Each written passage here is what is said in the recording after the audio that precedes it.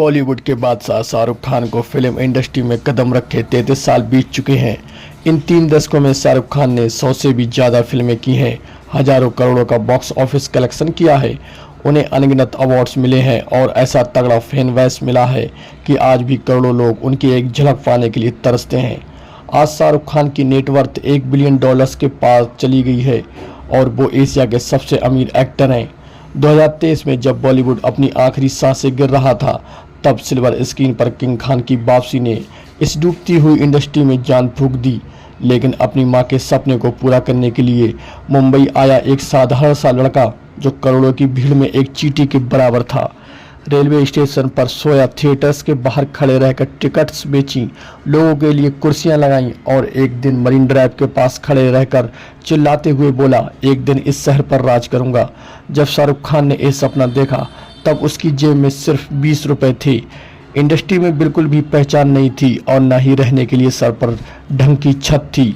बस थी तो एक जिद, नाम कमाने की जिद। समय का पहिया घूमा और आज वही लड़का बन चुका है बॉलीवुड का किंग खान, जो एक कमाल एक्टर के होने के साथ साथ बहुत बड़े बिजनेसमैन भी हैं, जिनके पास 7,300 करोड़ का बिजनेस एम्पायर है।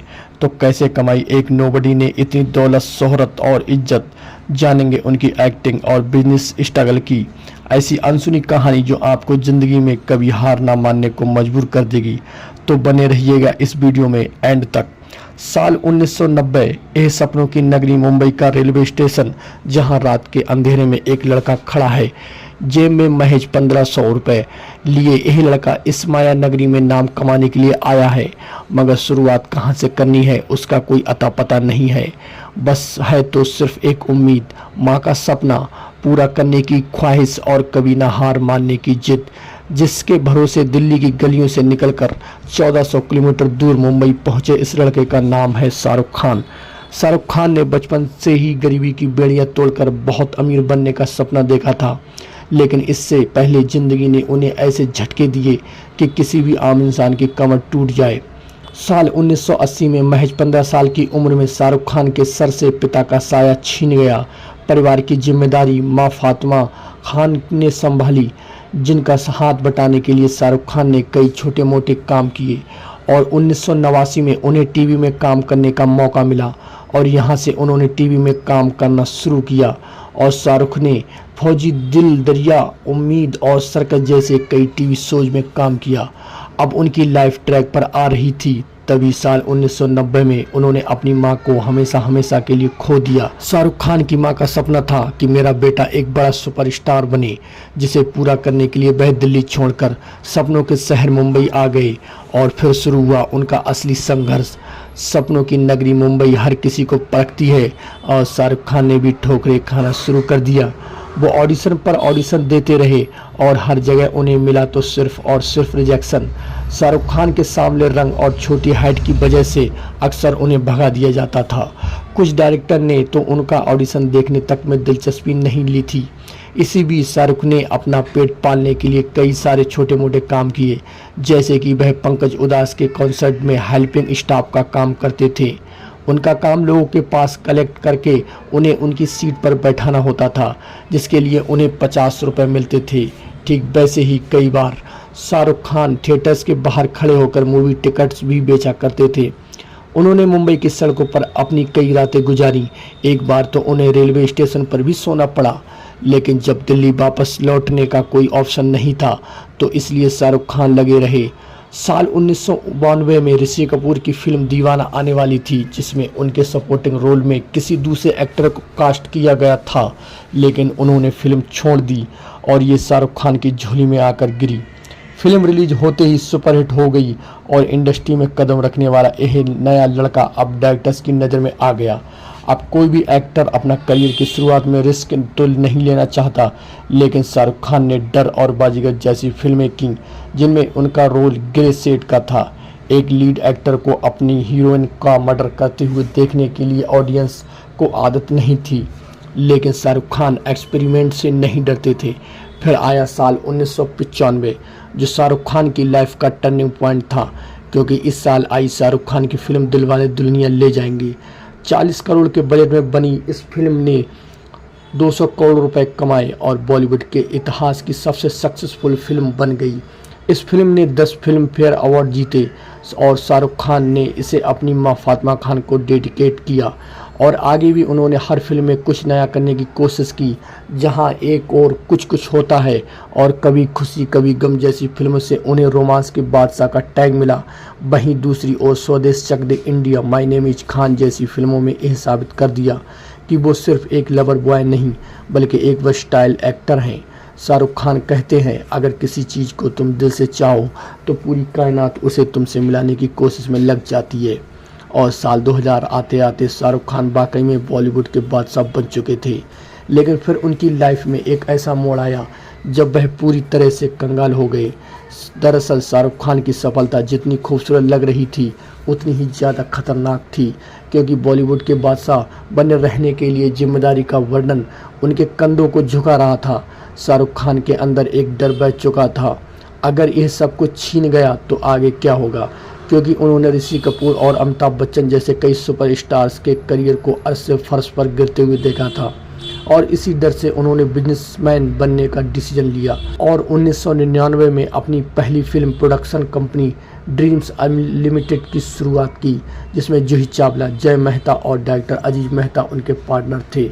सबसे पहले शाहरुख खान ने फिर भी दिल है हिंदुस्तान नाम की फिल्म बनाई, जो उस समय के हिसाब से एडवांस मूवी थी और दर्शक उसे समझ ही नहीं पाए, जिससे कि वह बुरी तरह से फिल्म पिट गई। जिसके बाद शाहरुख खान की कंपनी ने अशोका और चलते चलते जैसी 2 और फिल्में प्रोड्यूस की, लेकिन ये फिल्में भी बॉक्स ऑफिस पर औंधे मुंह जा गिरी, जिससे शाहरुख खान की कंपनी ने 30 करोड़ से ज़्यादा का लॉस किया और पार्टनर्स ने अपने कदम पीछे ले लिए, जिससे ड्रीम्स अनलिमिटेड पर ताला लग गया। शाहरुख खान के करियर की सबसे पहली बड़ी हार थी, जिससे वो इतने स्ट्रेस में चले गए कि उनकी स्मोकिंग की हैबिट और ज़्यादा पावरफुल हो गई। साल 2011 में एक इंटरव्यू में शाहरुख खान ने बताया कि ये जानते हुए भी सिगरेट सेहत के लिए हानिकारक है। एक वक्त पर मैं दिन में 100 सिगरेट पीता था, जिस चक्कर में मैं खाना भूल जाता था और पानी तो पीता ही नहीं। लेकिन इतने बड़े फेलियर के बाद शाहरुख खान ने कैसे बनाया $1 बिलियन का बिजनेस एम्पायर, चलिए जानते हैं। अब एक तरफ शाहरुख खान स्ट्रगल कर रहे थे, वहीं दूसरी तरफ वो अपनी फैमिली के लिए एक स्टेबल लाइफ बनाना चाहते थे। इसलिए सबसे पहले 2001 में उन्होंने मुंबई में अपना घर मन्नत खरीदा। उस समय शाहरुख खान की उस 13 करोड़ की इन्वेस्टमेंट को फेल बताया गया, लेकिन आज उसी मन्नत की कीमत 200 करोड़ के पार पहुंच चुकी है। घर के बाद शाहरुख खान एक बार फिर से अपने फिल्म प्रोडक्शन के बिजनेस पर फोकस किया और अपनी पुरानी गलतियों की सीख लेकर 2003 में एक और प्रोडक्शन कंपनी की शुरुआत की, जिसका नाम रखा red chillies entertainment. Shahrukh Khan ने इस प्रोडक्शन हाउस की पहली फिल्म में भी खुद ऐड किया। ये थी एक्शन, रोमांस, म्यूजिक और फुल मसाला से भरी हुई फिल्म मैं हूं ना, जिसे बहुत बड़े स्केल पर प्रमोट किया गया और ये फिल्म रिलीज होते ही सुपरहिट हो गई और उनके प्रोडक्शन हाउस ने बॉलीवुड में अपनी जगह बना ली। फिर आया साल 2007, जब शाहरुख खान ने अपने करियर का सबसे बड़ा दांव खेला और अपनी फिल्म ओम शांति ओम में 40 करोड़ रुपए लगा दिए और ये फिल्म उस वक्त की इतनी बड़ी सुपरहिट हुई कि इसने बॉक्स ऑफिस पर 150 करोड़ का बिजनेस किया। लेकिन ये तो रिस्क लेने की शुरुआत थी, क्योंकि आगे शाहरुख खान जो करने वाले थे उसने पूरी इंडस्ट्री को शॉक में डाल दिया था। तो साल 2008 जब इंडियन प्रीमियर लीग यानी कि IPL इंडिया में नया शुरू हो रहा था, इसकी सक्सेस की कोई गारंटी नहीं थी, लेकिन शाहरुख खान जानते थे कि क्रिकेट इंडिया के लिए सिर्फ एक गेम नहीं बल्कि एक इमोशन है। इसलिए उन्होंने जूही चावला और जय मेहता के साथ मिलकर एक टीम खरीदी जिसका नाम था कोलकाता।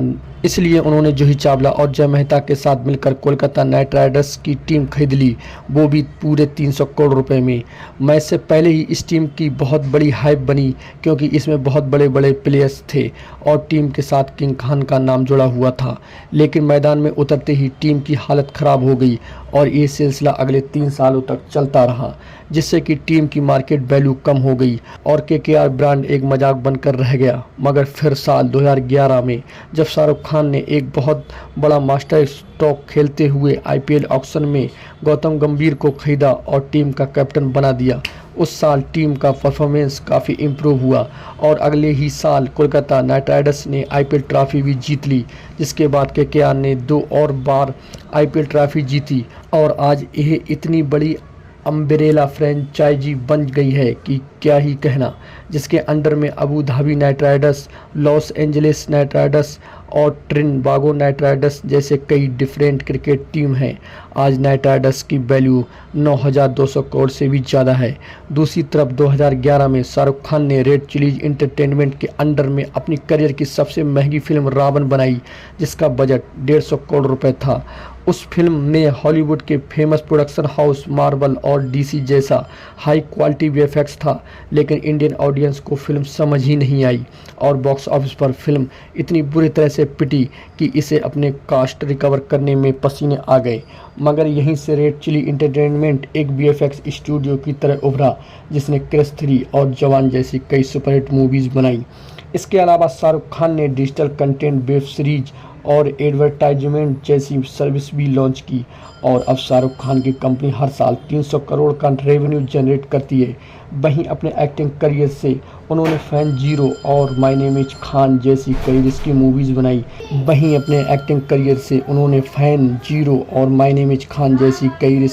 बनाई। जिनमें से कुछ फ्लॉप नहीं तो कुछ ब्लॉकबस्टर। इस तरह से शाहरुख खान ने अपने करियर में बहुत रिस्क लिया और कई बार गिरकर उठने के बाद बना डाला हजारों करोड़ों का बिजनेस एम्पायर, जिसमें उनकी नेटवर्थ 300 करोड़ रुपए। शाहरुख खान कहते हैं, देखिए, या तो आप रेस्ट कर सकते हैं या काम कर सकते हैं, या तो आप आलसी हो सकते हैं या तो आप हार्ड वर्किंग हो सकते हैं। और अगर आप हार्ड वर्क कर रहे हैं तो यह आपके लाइफ की सबसे बड़ी गिफ्ट है। मैं इस सिंपल लॉजिक में यकीन करता हूँ, you work hard you play harder. और घर इसी तरह से अपनी लाइफ जीता हूँ। मैं जब भी घर पहुँचता हूँ तो मेरे चेहरे पर काफ़ी थकान नहीं होती, क्योंकि आदमी थकता तब है जब बेजार हो जाता है। मैं दिन में सिर्फ 5 घंटे सोता हूँ, मुझे वो पसंद है, और उसमें थोड़ा सा ज़्यादा भी सो लेता हूँ तो मेरा सर दुखने लगता है। अगर आपको सक्सेसफुल बनना है, कामयाब बनना है, तो ये 2-4 चीज़ें हैं जो आपको नहीं करनी है। एक तो खाना मत खाइए प्लीज़। लोग खाने में परेशान हो जाते हैं कि खाना क्या खाया जाए, सोना है, आराम करना है, ये सब आप सफल होने के बाद भी कर लेंगे। और मैं सच बोल रहा हूँ, अगर आपको सफल होना है तो आपको परेशान रहना पड़ेगा, टेंस रहना पड़ेगा, ज़रूरत से ज़्यादा सोना छोड़ना होगा, और खाने की बिल्कुल तकलीफ़ तो होनी ही नहीं चाहिए। दूसरी बात, अगर आपको सेक्रीफाइस करना नहीं आता तो आप बिल्कुल कामयाब नहीं होने वाले हैं। तीसरी चीज़, आपको दुख पहुँचेगा, दर्द होगा, पेन होगा, लेकिन वो दर्द चला जाएगा। सक्सेस इंतज़ार नहीं करेगी तो दर्द होता है तो होता रहे, बुखार आता है तो आता रहे, जुकाम होता है तो होता रहे, परेशानी होती है तो आती रहे। आपको फिर भी मेहनत करनी है, क्योंकि सफलता तब तक नहीं मिलती जब तक आप रेस्टलेस होकर अपने सपनों को हकीकत बनाने के लिए कड़ी मेहनत नहीं करते। आखिर में दोस्तों, तहे दिल से शुक्रिया अदा करना चाहूँगा, इस यूट्यूब जर्नी में आपने हमारा साथ दिया।